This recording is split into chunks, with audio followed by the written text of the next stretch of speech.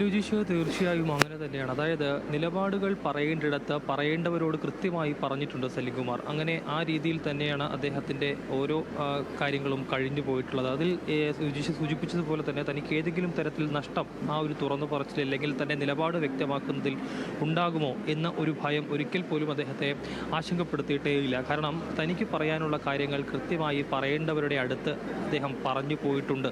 അതുതന്നെയാണ് നമുക്ക് പലപ്പോഴും അദ്ദേഹത്തെ ഈ പറയുന്നത് പോലെ ഒരു നിലപാടുകളിൽ കണിശതക്കാരനായ ഒരു സലിംകുമാറായിരുന്നു അദ്ദേഹം. അത് അങ്ങനെ പറയുമ്പോഴും പക്ഷേ അതിനപ്പുറത്തേക്ക് ആ പറയുന്ന ആളുകളോടാണെങ്കിലും ആരോടാണെങ്കിലും കൃത്യമായ സൗഹൃദം സൂക്ഷിക്കാൻ അല്ലെങ്കിൽ അവരോട് ഇടപെടലിൽ തൻ്റെ ഈ ഒരു പഴയ സൗഹൃദം ആ രീതിയിൽ തന്നെ മുന്നോട്ട് കൊണ്ടുപോകാനും അദ്ദേഹത്തിന് കഴിഞ്ഞിരുന്നു എന്നുള്ളത് തന്നെയാണ്. അതായത് പറയേണ്ടടുത്ത് കാര്യങ്ങൾ പറയുക, പക്ഷേ അത് ഏതെങ്കിലും തരത്തിൽ അവരെ ബുദ്ധിമുട്ടിക്കുന്നതോ അല്ലെങ്കിൽ അവരെ വിഷമിപ്പിക്കുന്ന തരത്തിലായിരിക്കില്ല എന്നുള്ളതാണ്. അതായത് ആ കൃത്യമായ ഇടപെടൽ അങ്ങനെയായിരുന്നു അദ്ദേഹത്തിൻ്റെത്. അതുതന്നെയാണ് സലിംകുമാർ എന്ന നടനെ വ്യത്യസ്തനായി നിർത്തുന്നതും.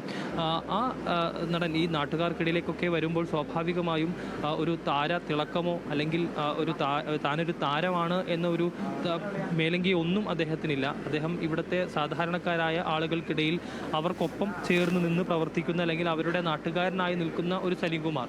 അങ്ങനെ തന്നെയാണ് സലിംകുമാറിന് ഇവിടുത്തുകാർക്ക് അറിയാൻ കഴിയുന്നുള്ളൂ. കാരണം അതിനപ്പുറത്തേക്ക് അദ്ദേഹം ഒരു വലിയൊരു നടനാണെന്നോ ഒരുപാട് ദേശീയ പുരസ്കാരങ്ങളൊക്കെ വാങ്ങിയ ഒരു നടനാണ് എന്നൊരു മേലങ്കിയൊന്നും അദ്ദേഹത്തിന് ഇവിടെ ഇല്ല. കാരണം ഇവിടുത്തെ ആളുകൾക്കിടയിൽ അദ്ദേഹം കൃത്യമായി ഒരു നാട്ടുകാരൻ എന്ന നിലയ്ക്ക് തന്നെയാണ് അദ്ദേഹം മുന്നോട്ട് കൊണ്ടിരുന്നത്. അതുതന്നെയാണ് ഇവിടുത്തെ ഈ ഇത്രയും വലിയ ജനക്കൂട്ടം ഇങ്ങോട്ടേക്ക് ഒഴുകിയെത്താനുള്ള കാര്യവും അതുതന്നെയാണ്.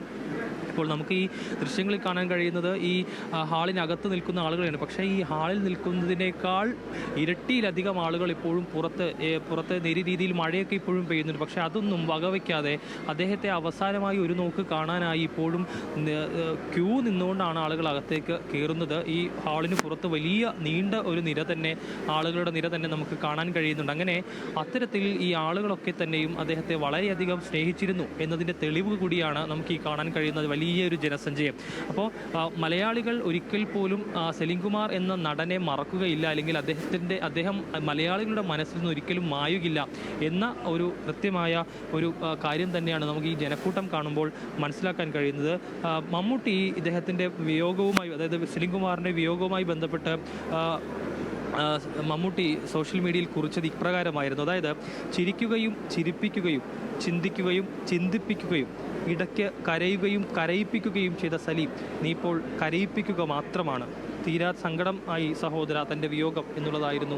അതായത് കൃത്യമായി ചിരിപ്പിക്കേണ്ടടുത്ത് ചിരിപ്പിച്ചും കരയിപ്പിക്കേണ്ടടുത്ത് കരയിപ്പിച്ചും തന്നെയാണ് അദ്ദേഹം കടന്നു പോകുന്നത്. നമുക്കറിയാം അദ്ദേഹം ചെയ്തു വെച്ചിട്ടുള്ള ഒരു പിടി കഥാപാത്രങ്ങൾ, ഏതാണ്ട് 100-300 സിനിമകളിലാണ് അദ്ദേഹം അഭിനയിച്ചിട്ടുള്ളത്.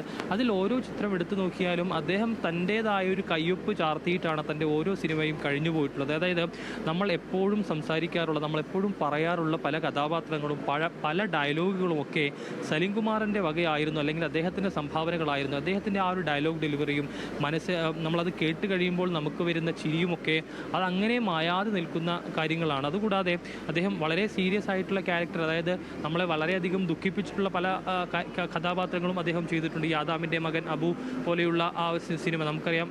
ഹജ്ജിന് പോകാനായി ഒരു മനുഷ്യൻ്റെ പ്രയത്നവും അതിൻ്റെ കഷ്ടപ്പാടുകളും അതിൽ പോകാൻ കഴിയാതെ വരുന്ന ഒരു മനുഷ്യൻ്റെ ദുഃഖവുമെല്ലാം ആ ആദാമിൻ്റെ മകൻ അബു എന്നൊരു സിനിമയിൽ വ്യക്തമാണ്. അതോടൊപ്പം തന്നെ ഒരു അച്ഛൻ്റെ സ്നേഹം എങ്ങനെയാണ്, ഒരു അച്ഛൻ 3 പെൺമക്കളും ഒരുമിച്ച് താമസിക്കുന്ന ഒരു അച്ഛൻ, അതിൽ വന്നു പോകുന്ന ചില ബുദ്ധിമുട്ടുകൾ, മക്കളിലുണ്ടാകുന്ന ചില ബുദ്ധിമുട്ടുകൾ, ഇതൊക്കെയും അച്ഛനുറങ്ങാത്ത വീട് എന്ന സിനിമയിൽ വളരെയധികം അദ്ദേഹം അത് ശരിക്കും പറഞ്ഞാൽ ആ സിനിമയിലൊന്നും അഭിനയിക്കുകയായിരുന്നില്ല, ജീവിക്കുകയായിരുന്നു എന്ന് തന്നെയാണ്. കാരണം അദ്ദേഹം തന്നെ പലപ്പോഴും പറഞ്ഞിട്ടുണ്ട് ആ സിനിമ താൻ തന്നെ കണ്ടപ്പോൾ പലപ്പോഴും കരഞ്ഞു പോയിട്ടുണ്ട് എന്നുള്ളത്. അതാണ് അങ്ങനെ ഒരിക്കൽ പോലും തൻ്റെ ഒരു കഥാപാത്രം എന്നതിലുപരി താൻ ആ ഒരു ക്യാരക്ടർ എന്താണോ അതായി ജീവിക്കുന്ന ഒരു സലിംകുമാറാണ് പലപ്പോഴും കാണുന്നത്. പക്ഷേ ഒരിക്കൽ പോലും അദ്ദേഹം ജീവിതത്തിൽ അഭിനയിച്ചിട്ടില്ല എന്നുള്ളതാണ്. അതായത് തനിക്കൊപ്പമുള്ള ആളുകൾക്കിടയിൽ അദ്ദേഹം ഒരിക്കൽ പോലും അഭിനയിച്ചിട്ടുള്ള ആളുകളല്ല. താൻ പച്ചയായൊരു മനുഷ്യനായിട്ടാണ് തൻ്റെ നാട്ടുകാർക്കൊപ്പം അല്ലെങ്കിൽ തന്നെ സ്നേഹിക്കുന്നവർക്കൊപ്പം എപ്പോഴും കളങ്കമില്ലാത്ത, അല്ലെങ്കിൽ ഈ പറയുന്ന പോലെ തന്നെ അഭിനേതാവായ ഒരു സലിംകുമാർ ആയിരുന്നില്ല.